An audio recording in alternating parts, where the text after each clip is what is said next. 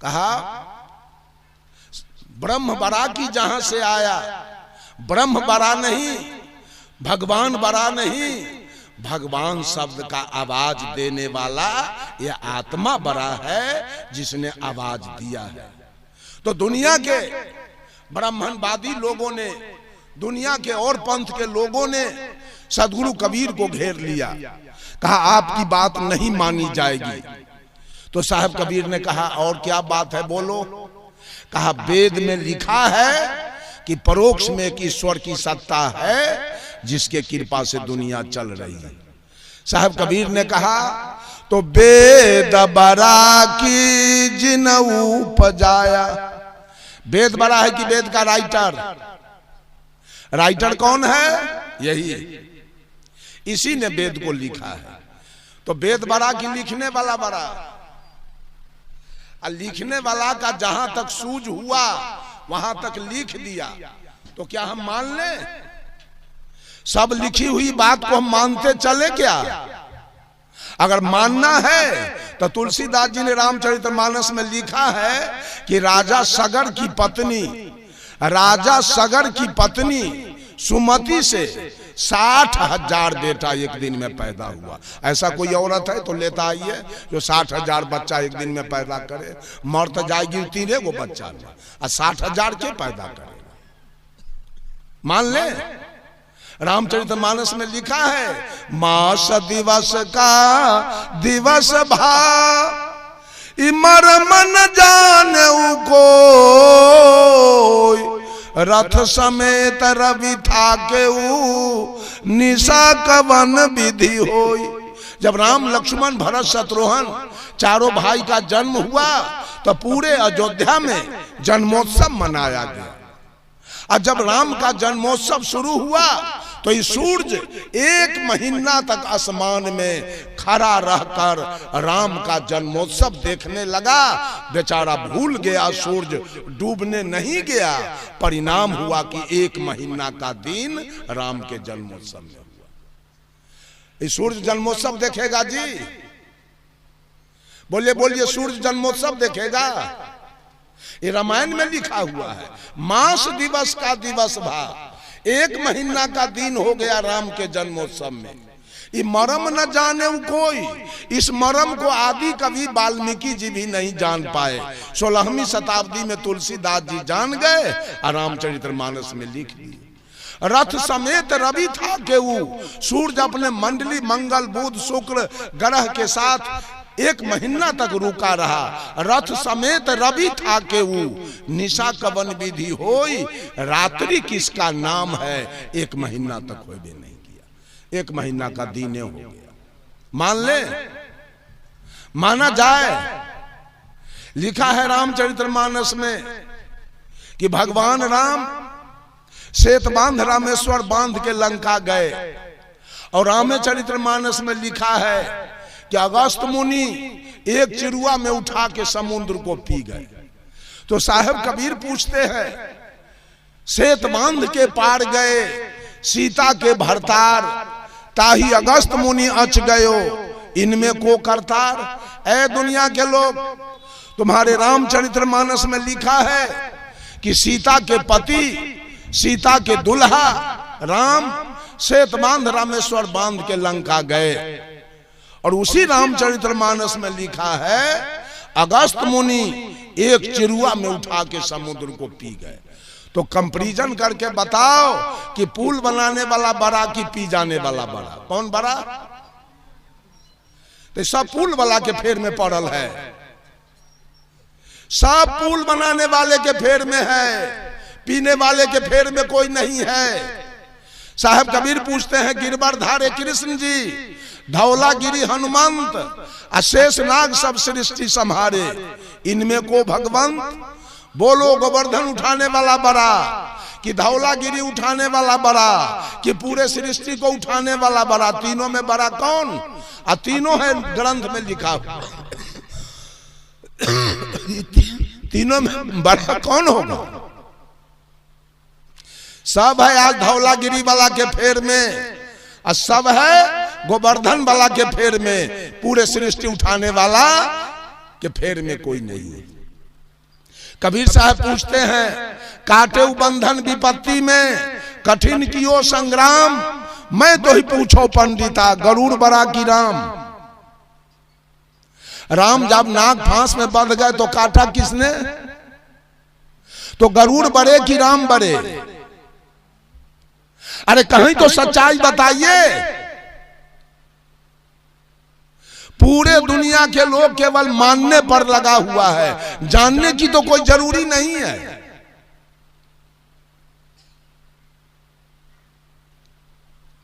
बंधुओं, जब इतना बात साहब कबीर कहे, फिर हट गया सब वहां से। फिर कहा कि नहीं बाबा, आपकी बात नहीं मानी जाएगी, वेद को हम लोग अनादि मानते हैं। साहब कबीर कहते हैं, ई मन बड़ा कि जही मन माना। मन बड़ा है कि मन को मानने वाला बड़ा है? अगर आत्मा निकल जाए तो मन रहेगा ना? तो किसी बात को मानता है मन, तो आपका मन वेद को अनादि मान लिया, इसे वेद अनादि हो गया क्या?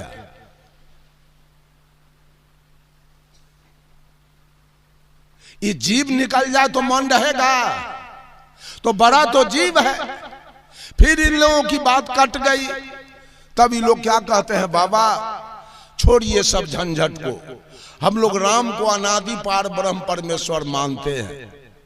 तो सदगुरु कबीर कहते हैं, राम बरा की राम ही जाना।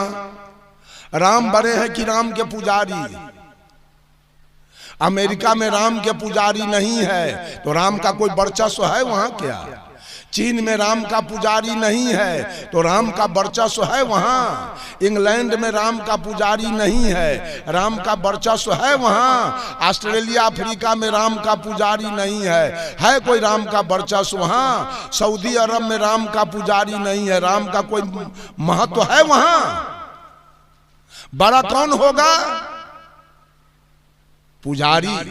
पुजारी है तो आपकी चर्चा हो रही है, अब पुजारी न हो तब? अंत में कबीर साहब कहते हैं, भरमी भरमी कबीरा फिरे उदास। कबीरा मीन्स जीव होता है, कबीर मीन्स पीप और कबीरा मीन्स जीव। सदगुरु कबीर कहते हैं, सारे मानव सारे जीव सब औरत मर्द भरम में पड़कर, भगवान के भरम में पड़कर फिरे उदास, चारों तरफ का चक्कर काट रहे भगवान के खोज में। कबीर साहब तो यहां तक कह दिए, खसम बिनु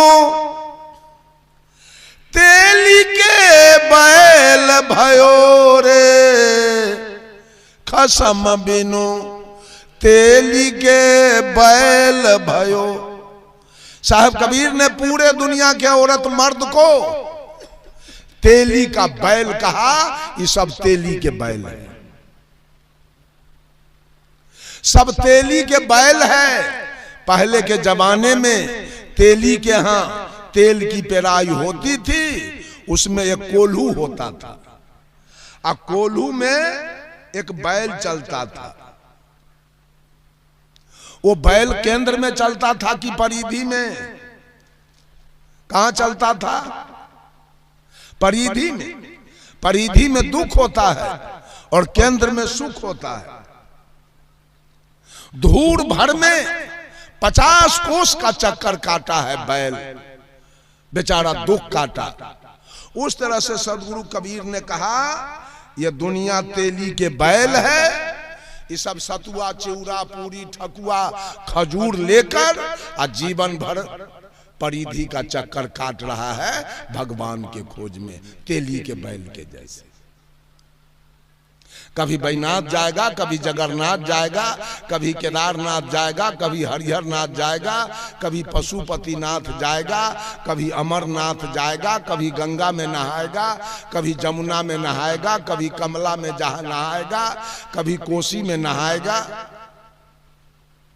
सब चक्कर काट रहा है परमात्मा के खोज में। साहब कबीर कहे भरमी भरमी कबीरा फिरे उदास, खोजते खोजते हार गए, परमात्मा मिला कहीं, मिला कहीं? वो बाहर में बैठा है कहीं कि मिल जाएगा?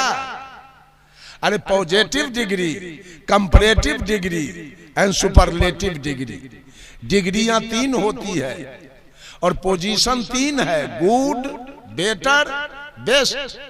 गुड माने अच्छा, बेटर माने उससे अच्छा, और बेस्ट माने सबसे अच्छा। आप मांस खा रहे थे, मछली खा रहे थे, तारी, दारू, गांजा, भांग, बीड़ी, सिगरेट, 500 पारी खा रहे थे, और इसी तरह सत्संग हो रहा था, आप उसमें बैठे हुए थे। महात्मा जी ने कहा कि ये सब खाना अध्यात्म के विरुद्ध है, स्वास्थ्य के लिए हानिकारक है, नशा पान करना मनुष्य को नहीं खाना चाहिए। आपने सुना और खाना छोड़ दिया, नफा हुआ कि नुकसान हुआ? जब दुर्व्यसन खाना आपने छोड़ दिया तो नफा हुआ कि नुकसान हुआ? नफा हुआ, आपको डिग्री मिल रही है। अब आप हो गए पॉजिटिव डिग्री एंड गुड, और लोगों से अच्छे हो गए, आपने नशा खाना छोड़ दिया। अब पहले थे आप पापात्मा, अब आप में सुधार हो गया संत जी के विचार को सुनकर, अब आप हो गए जीवात्मा as a positive degree and good, और लोगों से अच्छे हो गए, अब आप जीवात्मा हो गए। उसके बाद गए सदगुरु के शरण में, दीक्षा लिया, कंठी माला लिया, और चोरी, दलाली, बेईमानी, घुसखोरी, हत्या, बलात्कार सब छोड़ दिया। अब जीवन में और विकास हुआ कि ह्रास हुआ? और विकास हो गया और आगे बढ़ गए आप। अब हो गए आप कंपैरेटिव डिग्री एंड बेटर, उससे भी अच्छा, अब आप हो गए महात्मा। गौर कीजिए, आप थे पापात्मा, सुधार किए तो हो गए जीवात्मा, उसमें सुधार किए तो अब हो गए महात्मा। और महात्मा बनने के बाद निर्वैर, निर्भय, निष्काम, निर्लोभ, निर्मोह, मन और मन की कल्पना, बुद्धि और बुद्धि की तर्कना, इंद्रिय और इंद्रिय की भोग वासना, चित्त और चित्त की चंचलता से जब आप ऊपर उठ गए तो आप ही हो गए सुपरलेटिव डिग्री एंड बेस्ट, आप ही बन जाएंगे परमात्मा। परमात्मा होता नहीं है, परमात्मा एक डिग्री है। जैसे कलेक्टर की डिग्री विद्यार्थी पर उतर जाती है, वैसे परमात्मा की डिग्री आत्मा पर उतर जाती है। कबीर साहब पर परमात्मा की डिग्री उतर गई, भगवान बुद्ध पर परमात्मा की डिग्री उतर गई, वर्धमान महावीर पर परमात्मा की डिग्री उतर गई, विवेकानंद पर परमात्मा की डिग्री उतर गई। हम ही लोग जैसे जन्म लिए थे, वो लोग भी माँ के गर्भ से आए थे। हम ही लोगों के जैसे पोसे पाले गए, लेकिन उनका विचारधारा सुपरलेटिव डिग्री तक चला गया। हम लोगों का कभी कंपैरेटिव डिग्री पर है और कभी पॉजिटिव डिग्री पर है। तो हम मानव हैं।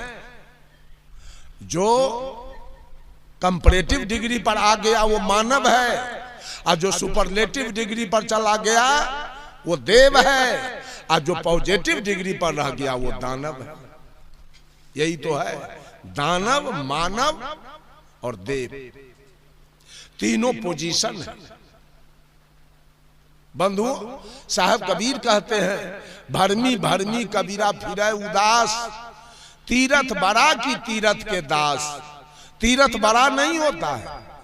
आज आचार्य रतन स्वरूप शास्त्री जी ने ये पंडाल लगवाया, मंच लगवाया, साउंड लगवाया, बिजली लगवाया, चावल दाल सब्जी दूध दही सब मंगवा लिया, ढोलक हारमोनियम सब आ गया, सब कुछ आ गया, और आप लोग नहीं आते और हम लोग नहीं आते तो क्या ये तीर्थ लग जाता?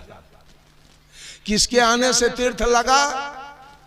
आप सारे लोगों के आने से तीर्थ लगा है।